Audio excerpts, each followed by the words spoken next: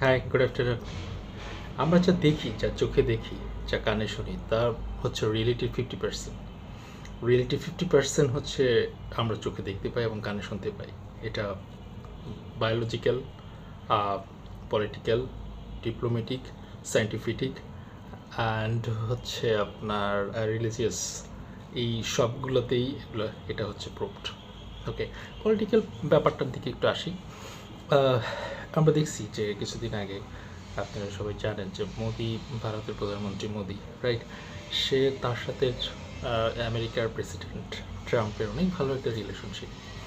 সে হচ্ছে মোদি হচ্ছে ট্রাম্পের আমেরিকা নির্বাচনে কী পরিমাণ তার সাপোর্ট ছিল, একদম ডাইরেক্ট ওপেনলি সে হচ্ছে তার ক্যাম্পেইন করছিল। বাট হচ্ছে একটা জিনিস দেখেন, যখনই হচ্ছে ট্রাম্প প্রেসিডেন্ট হয়ে যায়, তারপরে হচ্ছে মোদির সাথে মানে ইন্ডিয়ার সাথে আমেরিকার বেশ কিছু চুক্তি যদি আপনারা দেখেন, আপনি কি জানেন কি না যে একটা বিগ অ্যামাউন্ট একটা একটা কী বলে বিগ অ্যামাউন্ট একটা টাকা অনুদান কিন্তু দেওয়ার কথা ছিল। বাংলাদেশের জন্য সেটা ফিক্স ছিল, সেটা হচ্ছে ইন্ডিয়ার জন্য ছিল, সেটা কিন্তু ক্লোজ হয়ে গেছে। তারপরে হচ্ছে মানে খালি চোখে আমরা যেটা দেখতেছি সেটা নিয়ে কথা বলতেছি অ্যাকচুয়ালি। এবং দেখেন আপনার যে অবৈধ যে লোকজন আছে, অবৈধ অধিবাসন যারা আছেন আমেরিকায়, তারা সবাই কিন্তু ইন্ডিয়া বাধ্য হয়েছে যে ওদেরকে রিটার্ন করে নিয়ে আসার জন্য। ঠিক আছে, এবং শুধু তাই না, ট্রাম্প আরেকটা উম, আরেকটা হচ্ছে আপনার একটা চুক্তি ছিল যে রপ্তানি এবং আমদানির ব্যাপারে যে ট্যাক্সটা, অর্থাৎ আমেরিকা হচ্ছে আমেরিকার কোনো পণ্য যখন ইন্ডিয়ায় ঢুকে, তখন ইন্ডিয়া অনেক বেশি ট্যাক্স চার্জ করে। সো এখন ট্রাম্প যেটা করছে যে ইন্ডিয়া থেকে কোনো পণ্য যখন আমেরিকায় আসবে, সো আমেরিকায় কোনো বিজনেস করতে হলে ইন্ডিয়ান বিজনেসম্যানদেরকে বেশি পরিমাণ ট্যাক্স দিতে হবে, যেটা আগের থেকে অনেক বেশি। সো দেখেন এই ৩-৪টা যে কথাগুলো বললাম শুনে কেমন মনে হচ্ছে না, যে যেই ট্রাম্পের জন্য মোদিজি একদম ডাইরেক্টলি ওপেনলি হচ্ছে নির্বাচনে আপনার ক্যাম্পেইন করছে, সেই মোদিজির সাথে এই ব্যাপারগুলো কীরকম হলো, তাই না? মানে সাদা চোখে দেখলে কিন্তু ব্যাপারটা এরকমই মনে হয় যে এটা তো আসলে কিন্তু একটা জিনিস আপনারা জানেন কি না, যে ট্রাম্প বিজনেসম্যান, ওকে, অ্যান্ড ইন্ডিয়ার যে ডিপ্লোম্যাটিক যে ব্যাপারটা আছে সেটা কিন্তু অনেক টপ লেভেলে, তারা খুব ঠান্ডা মাথায় ডিপ্লোমেসিগুলা ডিফাইন করে। তাদের কূটনীতিক অনেক অনেক স্ট্রং, আর ঠান্ডা মাথায় কূটনীতিক, তারা সবসময় আফটার এফেক্ট চিন্তা করে। আপনি দেখেন যে কিন্তু আমেরিকা, ইন্ডিয়া এই জিনিসগুলো করছে, যে জিনিসগুলো ইন্ডিয়ার সাথে আমেরিকার এই চুক্তিগুলো, যে জিনিসগুলো খালি চোখে দেখা যাচ্ছে, কিন্তু এটা এটা এটা এটা এটা এটার ঠিক অপোজিট সাইডে ইন্ডিয়া হচ্ছে যে এই যে আমেরিকার সাথে একটা রিলেশনশিপ, একটা গুডউইল, এটা দিয়ে আসলে সে যেটা অ্যাচিভ করবে সেটা এই জিনিসগুলোর থেকে অনেক বেশি। সো যেটা হয় না, যে অনেক কিছু হচ্ছে যে আমরা খালি চোখে দেখতে পাচ্ছি, কিন্তু এটা আসলে এটা রিয়েলিটির 50% অ্যাকচুয়ালি। আর 50%, মোর দেন 50% অ্যাকচুয়ালি আদার সাইডে আছে, যেটা আমরা দেখতে পাচ্ছি না। তারা অনেক উপর সাইড মানে টপ পয়েন্ট থেকে চিন্তা করে, they have the big picture.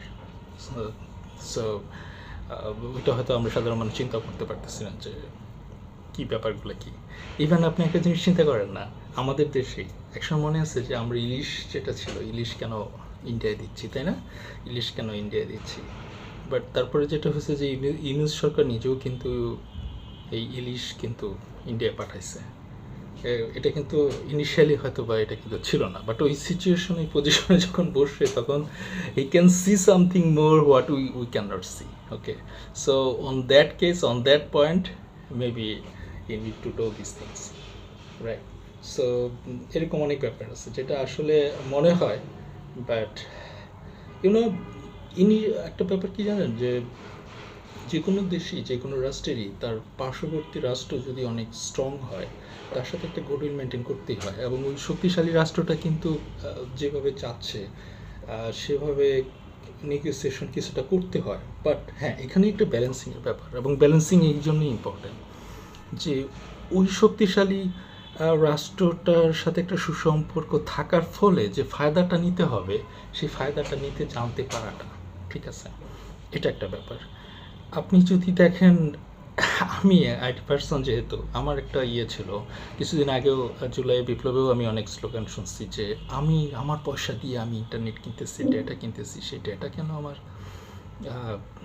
সেই ডেটা 3 দিন মেয়াদ শেষ হয়ে যাওয়ার পরে তো এটা পচে যাচ্ছে না, দেন হোয়াই মানে আমার সেই ডেটা কেন এক্সপায়ার হবে?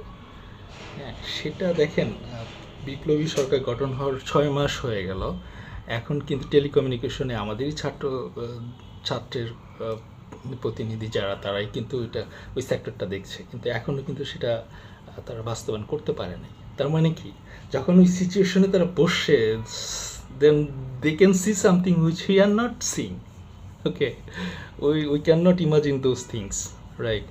সো ব্যাপারটা এরকমই, আমি 50% দেখতে পাচ্ছি আসলে, but in the other side there are lots of things what we cannot see, okay, and এটা তো গেল ডিপ্লোম্যাটিক হয়। এবার আসেন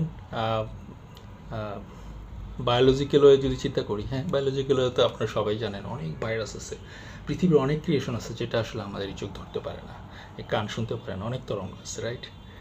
আপনি যদি রিলিজিয়াস পয়েন্ট থেকে চিন্তা করেন, আপনি জানেন যে ক্রিয়েশন, জিন একটা ক্রিয়েশন, তারপরে ফেরেশতা, these are the others creation as well, we can't see them, right? But we have to believe.